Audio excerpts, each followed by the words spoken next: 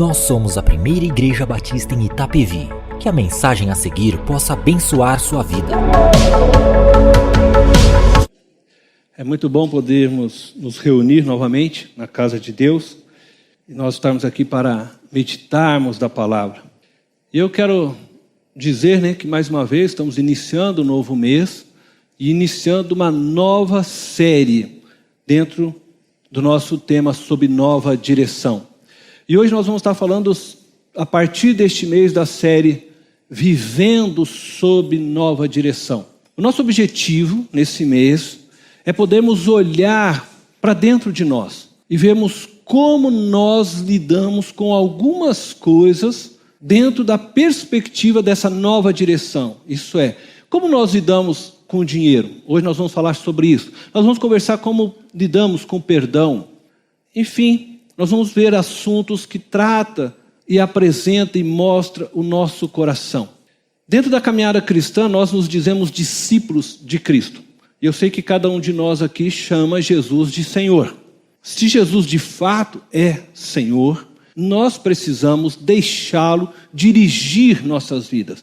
E precisamos deixar então que Ele nos conduza nos tratos de diversas áreas de nossas vidas. E hoje nós vamos falar de dinheiro e eu quero convidar você a abrir a palavra de Deus em Mateus, capítulo 6. Nós vamos ler a partir do verso 19. Mateus, capítulo 6, a partir do verso 19. Hoje nós não temos o texto aí na tela, tá? Se você tem no seu mecanismo do teu celular, teu smartphone, a Bíblia, você pode abrir, ou você pode abrir a Bíblia, o seu livro. Mateus, capítulo 6, a partir do verso 19. Então diz assim: não acumulem para vocês tesouros na terra, onde a traça e a ferrugem destroem, e onde os ladrões arrombam e furtam. Mas acumulem para vocês tesouros nos céus, onde a traça e a ferrugem não destrói, e onde os ladrões não arrombam nem furtam. Pois onde estiver o seu tesouro, aí também estará o seu coração. Os olhos são a candeia do corpo. Se os olhos forem bons, todo o seu corpo será cheio de luz. Mas se os seus olhos forem maus, todo o seu corpo será cheio de trevas. Portanto, se a luz que está dentro de você são trevas, que tremendas trevas são. Ninguém pode servir a dois senhores, pois odiará um e amará o outro, ou se dedicará a um e desprezará o outro. Vocês não podem servir a Deus e ao dinheiro. Portanto, eu lhes digo, não se preocupem com sua própria vida, quanto ao que comer ou beber, nem com seu próprio corpo, quanto ao que vestir. Não é a vida mais importante que a comida, e o corpo mais importante que a roupa?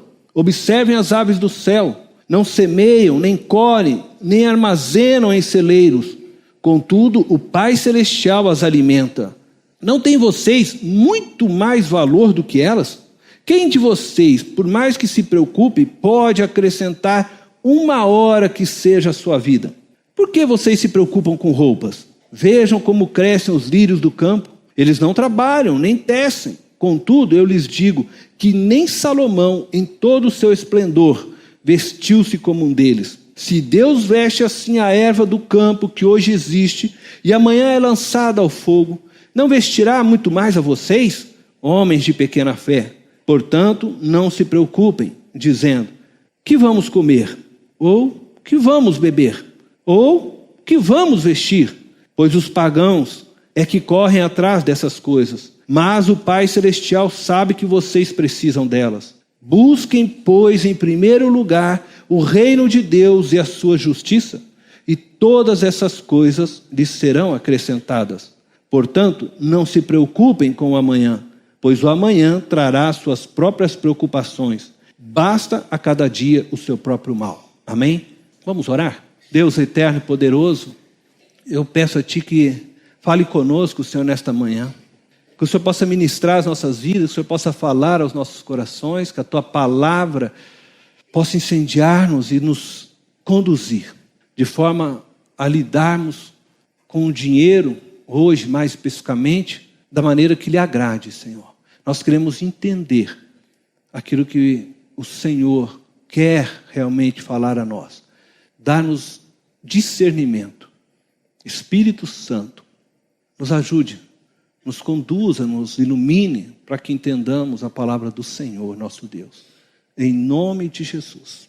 Amém. Amados, é interessante esse texto, né? Todo ele. Você vê que esse texto, desde o verso 19 até o verso 34 que nós vemos, ele está tratando de dinheiro.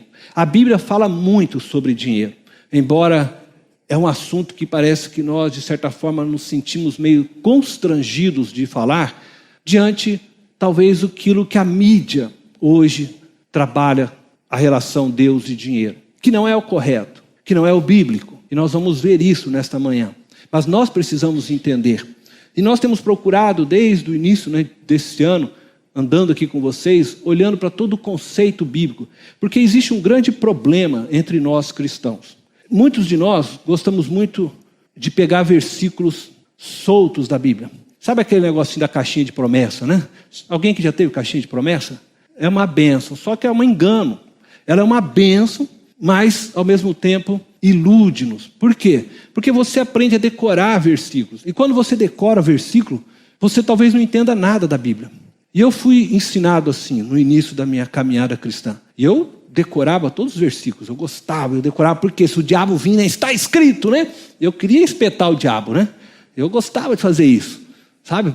Gostava de ir lá, expulsar demônio, fazer toda essa coisa. Eu orava muito por isso. E você pode falar, mas o que isso tem a ver, pastor, com dinheiro? Tem tudo a ver, porque quando a gente começa a pegar versículos soltos da Bíblia, a gente perde a lógica da Bíblia.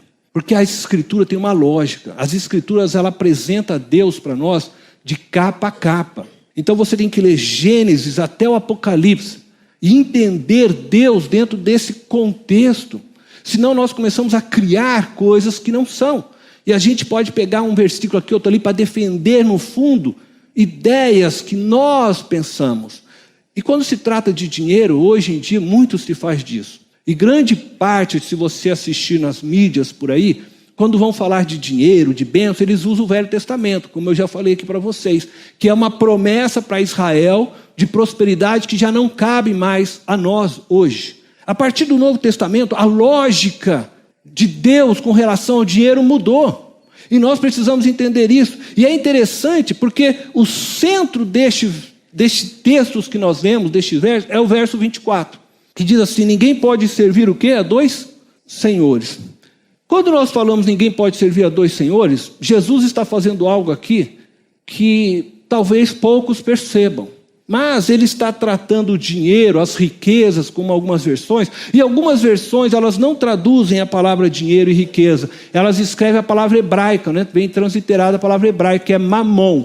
Mamon, no hebraico, significa riquezas, ou dinheiro. Por isso que algumas palavras, algumas bíblias ainda trazem, né? Talvez a sua versão pode aparecer mamon. Então a gente não pode servir a dois senhores, né? Aí trata nesse sentido, a Deus e a mamon.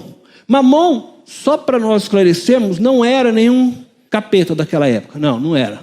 Tá? Algumas pessoas gostam de dar esse nome a uma entidade demoníaca, mas não era. Na verdade, mamon é a palavra hebraica para riquezas. Né? Certo? Então, apenas isso. Não tem nada mais fora disso. Entretanto, esse texto, veja só, ninguém pode servir a dois senhores. O que Jesus está dizendo? Ele pega mamon, ou ele pega a riqueza, dinheiro, e ele personifica o dinheiro. Ele traz ao dinheiro a qualidade de um ser. Por isso ele diz Senhor.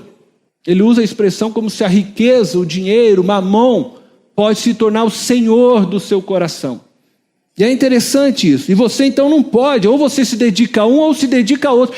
No contexto do Novo Testamento, no contexto bíblico, a partir do Novo Testamento, a riqueza, ela não é vista mais como bênção. Aliás, não há problema em ser rico. Se você é rico, glória a Deus, né? Não há problema. A questão é que a riqueza, ela é tratada a partir do Novo Testamento como algo muito, mas muito perigoso. Algo que desvia o coração do homem. Algo que atrai o coração do homem de tal forma que Jesus chama a riqueza de Senhor, personifica. E talvez você fale assim, mas por que, afinal de contas, então, a riqueza, o dinheiro, chega a ser chamado por Jesus como um Senhor, como um ser divino? Porque ele coloca, ou você vai servir a Deus ou ao dinheiro. O dinheiro, nesse sentido, é feito por Jesus, é personificado como uma divindade. E é simples, talvez, você pensar nisso, né? Porque, olha, se eu jogar esse papel aqui, se eu largar aqui, eu não vou jogá-lo, tá? Mas se eu jogasse esse papel aqui, eu largasse ele por aqui, deixasse ele aqui em cima do banco, é bem possível que você passe aqui e ignore. Você vê esse papel e fala, papel branco não vale nada, né? Ninguém quer. Por quê?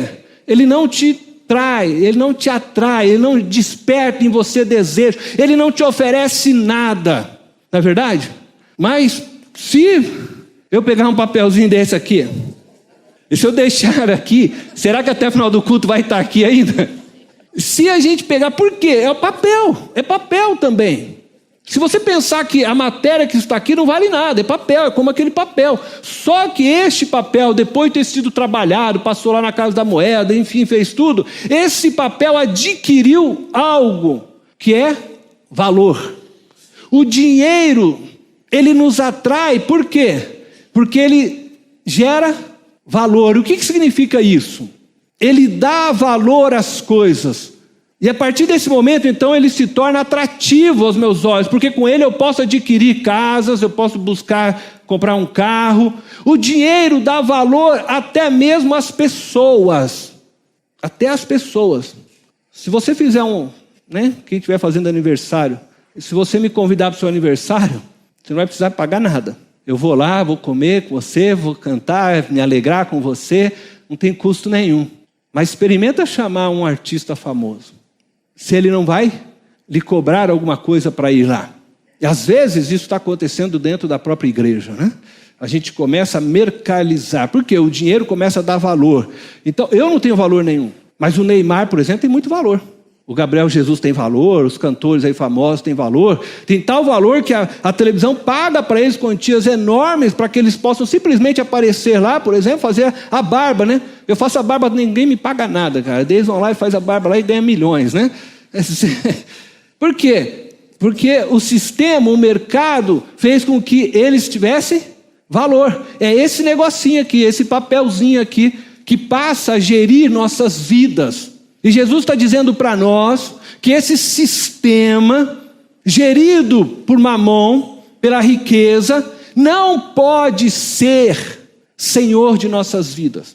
É isso que Jesus está dizendo. Você não pode ser dominado por isso. Você não pode determinar a sua vida, a sua conduta, a sua ética através disto.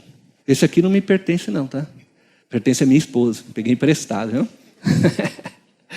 Sabe que Mamon acaba que entrando sutilmente nas nossas vidas.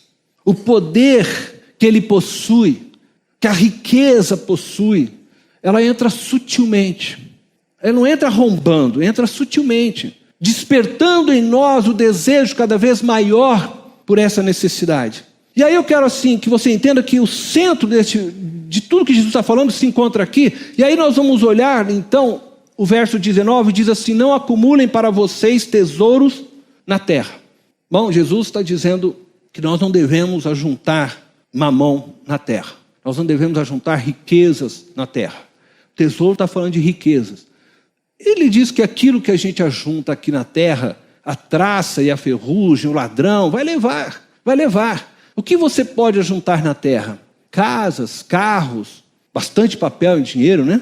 Que dá a você o poder de adquirir coisas, como eu disse, às vezes até pessoas, porque muitos vão se cercar em volta daquele que tem bastante, né, riquezas, porque ele quer ver se sobra alguma coisa para ele também, né? Sim, mas Jesus está dizendo que essas coisas passam, essas coisas não têm valor no celestial. E aí ele diz assim: mas acumulem para vocês tesouros nos céus. Acumulem tesouros nos céus. É errado acumular tesouro na terra. Ele está dizendo para você não fazer isso. Não é errado, preste atenção, ser rico. Não é isso que Jesus está dizendo. Ele está dizendo que não é errado você fazer uma reserva para sua aposentadoria. Não é isso que ele está dizendo. Ele não está dizendo que é errado você passear com a sua família, tomar um sorvete. Não, isso não é o acumular. Ele está dizendo que o errado é acumular. Quando eu começo a acumular, eu começo a amar, eu começo a entender e acreditar que aquilo que eu tenho acumulado é que me garante a minha vida. Eu começo a perder o foco de Deus e começo a achar que mamão é a minha grande segurança. E olha, ele diz que eu devo então fazer o inverso, eu tenho que acumular tesouro nos céus. E talvez a pergunta seja, como eu acumulo tesouros nos céus? Essa resposta não é difícil. Basta a gente pensar em todo o contexto bíblico. Jesus nos chama para fazermos o que? Boas obras. Quando praticamos boas obras, o Pai é glorificado. Eu acumulo tesouros nos céus, não quando eu ajunto aqui na terra, mas pelo contrário, quando eu abro mão aqui na terra, eu dou aqui na terra em benefício do nome de Deus. Isto é, eu vou doar em amor. E preste atenção nisso, doar em amor. Sabe essa coisa de doar esperando, né? Eu vou doar porque eu vou plantar uma semente, lá na frente eu vou colher. Isso não é doar, isso é investir. É o que você faz às vezes quando você vai no banco, você coloca um dinheiro esperando o quê? O retorno daquele investimento. Doar para Deus não tem nada a ver com isso. Doar é o que Jesus fez. Ele foi lá e doou a vida dele naquela cruz, morreu por mim, por você, sem esperar que eu e você dessemos qualquer coisa. Aliás, nós não tínhamos nada para dar para ele. Entretanto, ele se doou. Doar é você entregar-se plenamente a algo. Eu dou a Deus em amor, em alegria, e não espero receber nada. Eu não dou pensando que eu estou plantando uma semente. Isso aí é a ilusão que estão pregando aí fora. Porque esse é o tipo de doação que não serve para Deus. Você está tentando, na verdade, comprar a Deus. Deus, eu estou te dando uma semente, vê se o Senhor faz virar 10. Eu quero 10 depois. Isso é barganhar, é trocar. E Deus não ensina isso, não é esse o princípio da Bíblia. O princípio da Bíblia é você doar livremente, por amor, por espontaneidade. E Deus sim, pode sim multiplicar o que você fez, mas simplesmente por amor, não porque você fez aquilo nessa expectativa. Aí Deus conhece o teu coração. A gente ajunta tesouro no céu quando a gente doa em amor. Porque se você doa pensando que está plantando semente para colher, você colhe e não precisa mais receber nada dos céus, porque você colheu o que você queria. Agora, quando a gente doa em amor, sem esperar nada, simplesmente doa, Deus honra, e você sim colherá nos céus. Eu poderia falar muita coisa ainda sobre isso, mas eu vou tentar ser bem aqui objetivo. Verso 22 diz assim: os olhos são a candeia do corpo. Se os seus olhos forem bons, todo o seu corpo será cheio de luz. Mas se os seus olhos forem maus, todo o seu corpo será cheio de trevas. E você sabe o que me dói nesse versículo? É o de baixo. Portanto, se a luz que está dentro de você são trevas, luz, trevas. Veja só, né? Contraste, né? Porque ou é luz ou é trevas, né? Mas se a luz que está dentro de você são trevas, quer dizer, na verdade não são luz, são trevas. É isso que ele está dizendo. Que tremendas trevas são. São tão fortes essas trevas que você nem sequer consegue perceber que você está nas trevas. Você ainda acha que está na luz. E o que ele está dizendo? Ele está dizendo que os nossos olhos são a candeia. A candeia era uma pequena peça de metal. Já viu parece aquela lâmpada do Aladim lá? Uma coisa daquele tipo, né, pequeno, que é ali o óleo, acendia e você então conseguia enxergar na noite o caminho para você poder andar, não tropeçar, não se machucar, talvez da sua casa para achar algum objeto. Você acendia aquela peça, isso era uma candeia. Os olhos são candeias, está dizendo. Os nossos olhos, se forem bons, são candeias para todo o nosso corpo. Ele vai iluminar de forma que o nosso corpo vai ser abençoado por isso. Isto é, eu vou ter discernimento, eu vou conseguir enxergar as coisas para que eu não seja tragado pelo sistema de Mamon, por esse sistema que domina o mundo, que é a riqueza, e eu não entre nessa ilusão de viver barganhando, de me relacionar com as pessoas na intenção de plantar e colher, que eu não entre tomado por este sistema capitalista que já colonizou a própria igreja de Cristo, aonde a gente está sempre tentando de alguma forma ganhar. E aí basta você ligar televisão, basta você ver a mídia e você vai ver que sempre existe uma troca, né? Com Deus não existe isso. Eu não tenho que subir morro para Deus me abençoar. Deus já me deu toda a bênção em Cristo Jesus. Com Deus não existe essa coisa de troca. Esse é o sistema de Mamon que funciona. É um sistema que só existe no toma lá da cá. E esse sistema está regendo o mundo e às vezes já, como eu disse, colonizando a própria igreja. Mas se os meus olhos forem maus, ele não consegue discernir esse sistema e eu acabo sendo engolido por este sistema e eu começo a andar em trevas porque eu sou dominado pelo sistema que Lúcifer regiu sobre todo regeu, né? Sobre todo o mundo. E aí pode ser ele socialista, capitalista, comunista, mas todo o sistema está corrompido pelo pecado. A Bíblia diz que o mundo jaz no maligno. E o sistema, é isso que a Bíblia está falando, esse mundo é o sistema, e o sistema está corrompido, e se nós não tivermos discernimento e sabedoria, nós ficamos em trevas e somos induzidos a isso. Eu vou correr aqui, eu não vou ler agora do 25 ao 34, mas vocês sabem do que diz aqui. Jesus faz algumas perguntas. Por que está correndo atrás de dinheiro, né? Por que você está correndo atrás do que vestir, do que comer? Ele está falando de coisas básicas. Eu quero dizer isso para você hoje, de uma forma simples. Por que você corre atrás dessas coisas? Ora, o sistema em que vivemos, como eu disse, esse sistema maligno, esse sistema dominado por Mamon, pela riqueza, onde eu sou obrigado, poxa, eu tenho que pagar o aluguel da minha casa, eu tenho que comprar, lá estou pagando o financiamento da minha casa, eu preciso adquirir o carro para me trabalhar. Enfim, esse sistema acaba levando você a precisar de Mamon. E aí você trabalha, eu preciso dele, eu preciso, para que eu continue trabalhando e eu continue podendo morar na minha casa, eu continue podendo pagar o médico quando necessário, comprar o remédio quando necessário. Enfim, o sistema foi criado para que você se torne prisioneiro dele. Eu e você. E é claro, você vai dizer assim, não tem como eu sair desse ciclo vicioso. E Jesus não está dizendo para você parar de trabalhar. Jesus não está dizendo para você não pagar seu aluguel. Jesus não está dizendo para você não ter o que comer, o que vestir. Ele não é isso que ele está dizendo. Mas ele está dizendo para você não se deixar ser dominado por Mamon. Para você não se deixar ser dominado por isso. Acontece que eu preciso trabalhar e eu preciso pagar o estudo. Eu preciso pagar o financiamento da casa, o aluguel, o carro, enfim. Só que quando eu estou lá trabalhando, aí eu recebo, eu vou pagar minhas contas, eu sou tomado por esse sistema, eu já olho para o meu carro e falo, não, meu carro, poxa, o irmão lá tem um carro melhor que o meu. Ah, por que eu não sou abençoado? Aí a gente acha que isso tem a ver com a bênção de Deus sobre a nossa vida, né? Não, o irmão tem Ferrari, coitado, eu tenho um Chevroletinho aqui, não, eu preciso de uma Ferrari, né? Tem um canal aí que mostra isso, né? Não sei se vocês já viram lá, o cara mostra lá Ferrari, você tem que ter uma Ferrari. Para que você precisa de uma Ferrari? Para que você precisa de uma casa, sei lá, de 1.000 metros quadrados, a casa, fora o terreno todo, né? Para quê?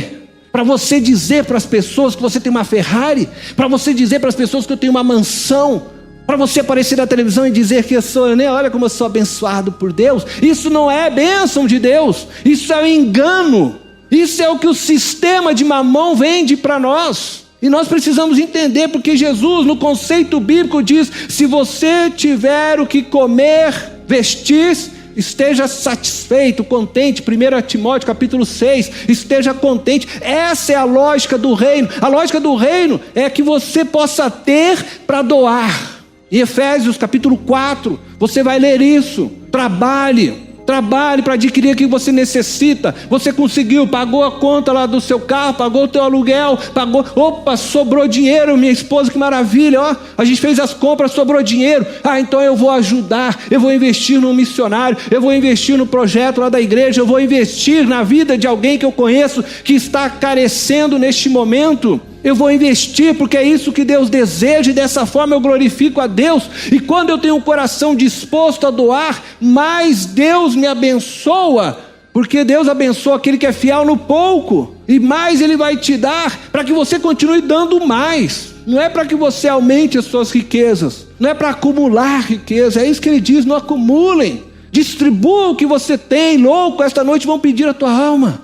Eu aumentei meus celeiros. Divida o pão nosso. Eu vou encerrar e talvez você faça a seguinte pergunta: pastor, Se nós devemos buscar em primeiro lugar o reino de Deus e a sua justiça, e Ele diz que nada nos faltará, porque Ele vai nos acrescentar aquilo que precisamos, por que pessoas passam fome? E por que pessoas dentro da igreja que serve a Deus passam fome? E passa, viu? Por que pessoas dentro da igreja às vezes estão vivendo na miséria? Porque a igreja não entendeu que ela é o corpo de Cristo, precisa e deve romper com o sistema de Mamon, de Lúcifer, que é esse sistema do acumular, do ajuntar para si, de sempre querer construir mais um projeto para si mesmo, querer fazer mais um celeiro, em vez de dividir, de compartilhar. Porque a igreja precisa entender que o pão que Deus dá a mais para um é para ser dado para aquele que não tem. Que o salário que Ele deu a mais para você é para dividir com aquela família que não tem. E que não podemos deitar nossas cabeças no travesseiro e descansar sabendo que nossos irmãos padecem. A igreja precisa entender que ela é corpo, e o corpo tem que cuidar um do outro. Nós somos todos irmãos. E não é esse negócio de chamar o irmão porque eu não lembro o nome do irmão Antônio. Então chega lá, não lembro o nome dele, é o irmão. Não é isso, né? É de saber que é irmão de verdade. Sabe, como aquele irmão de sangue que você tem, que cresceu com você, que você chorou junto, que você machucou ele, que ele machucou você, mas que se ama, que na hora da dor um está lá para cuidar do outro. Nós temos que nos ver dessa forma como irmãos. E isso é ser igreja. E é assim que nós devemos participar da mesa do Senhor, como igreja, como irmãos de verdade, como irmãos que se amam, como irmãos que se acolhem, como irmãos que estão dispostos a romper com o sistema de Mamon. Nós temos que ser igreja que senta na mesa de Deus e que está furando, quebrando o sistema de Lúcifer nesse mundo. Nós somos aqueles que têm que andar na contramão. Nós somos aqueles que têm que chamar a mesa de Cristo, todos pequeninos.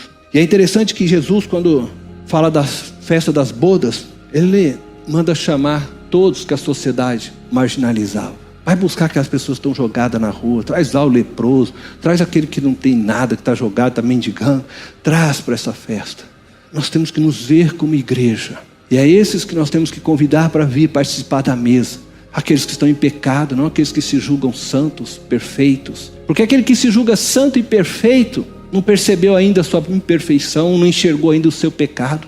E Jesus chama aqueles que são sim imperfeitos, mas que reconhecem que precisam de Deus. Eu quero convidar você hoje a participar dessa mesa, com esse coração voltado para romper, para destruir, para quebrar com o sistema de Mamon, com o domínio desse sistema, sabe, mercadológico, esse sistema baseado e construído sobre o dinheiro e aquilo que ele dá como valor. Participar dessa mesa é entender esse evangelho. Participar dessa mesa é dizer: Jesus, eu quero romper com isso. Eu quero dividir o que eu tenho com aqueles que não têm. Eu quero dividir o que eu tenho para investir no teu reino, em missionários, para investir na tua obra, para ganhar mais vidas. Eu quero investir o que eu tenho no Senhor, mas não para ganhar. Porque se você quer investir para ganhar, então não venha. Aliás, essa palavra até investir não deveria ser usada, né? Doar. Essa é a palavra que a Bíblia usa. Não existe a palavra investir lá na Bíblia. Doar. Então, a lógica da economia celestial se baseia na doação generosa e na confiança em Deus.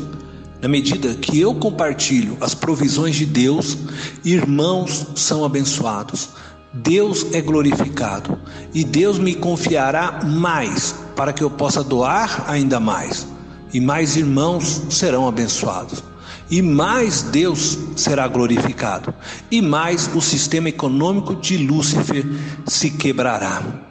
Participe desta mesa, olhando para o seu irmão como responsabilidade sua.